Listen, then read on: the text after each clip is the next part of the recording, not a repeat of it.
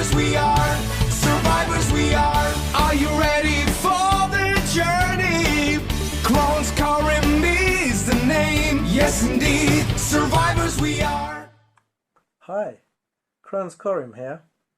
Do you often find your energy levels so low and have to put things off that most people take for granted?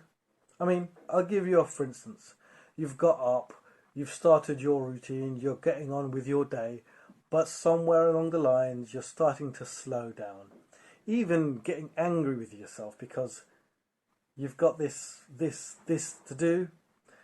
I mean, that thought in itself, when you kind of get angry, can draw your mental ability down further, and you can spiral and find yourself very drained and lethargic suddenly.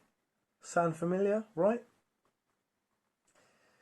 I was about 4 or 5 years old, and my father adopted a tortoise from his cousin, as we had a garden and his cousin had a flat, and it was just getting too small for the tortoise.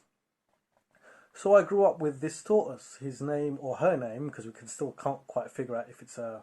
Actually, it is a female because she's laying eggs now. And her name is Chow Chow. And she's around 50 years old now and currently resides with my brother. Now, I adopted a tortoise a few years back. And at the moment, I'm still not sure if it's a he or she because it's too small to know. But it's hibernation time. It's winter time right now, so I've put her to sleep, or him to sleep. Now, I've learned a lot from observing tortoises my whole life. And that is, from the outside, they appear to be these slow, lazy creatures. You can't stroke them, you can't play with them. But what I've discovered is they're overthinkers. They've got their eyes on the prize, and they know how to achieve their goals.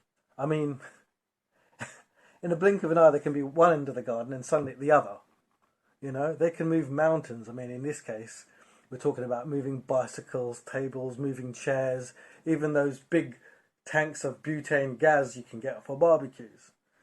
You know, because they know how and what to do to achieve that goal. And they're masters of escapism, and they can break out of any prison. They really can. Anyway, back to my story. I generally keep my energy levels for my day-to-day tasks and my priority things, and put a little energy aside if I know I've got some shopping or something physical that needs doing. I've had to turn down a lot of social events like weddings, parties, evenings out. Even when it gets time to get ready to go to these things, I feel like I'm on a flat battery and I'm dead and I've got nothing left to give to that particular event.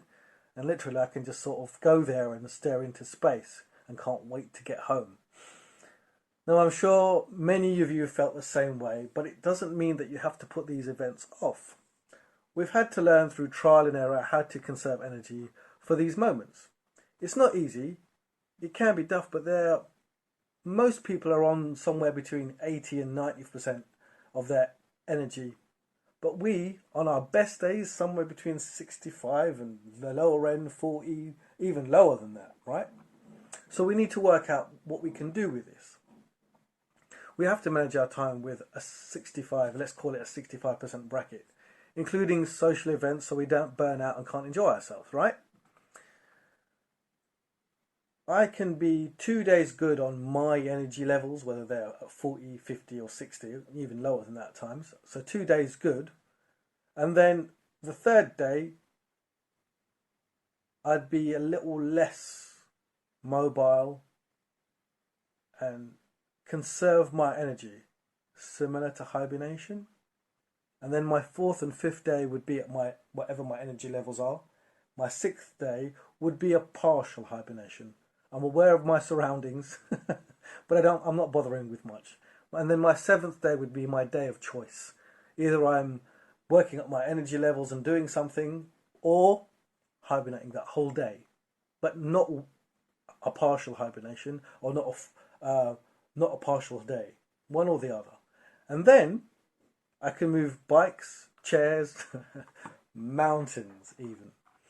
Friends of mine can look back on some of the things that I've done, building stuff and just achievements from their angle, and I've said to myself, I've said, how did I do that?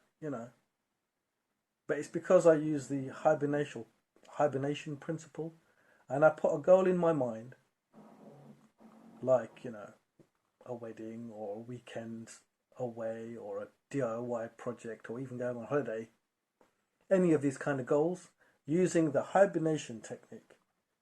And then we have to will ourselves using our own encouragement.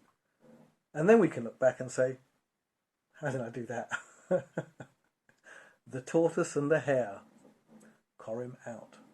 Survivors we are.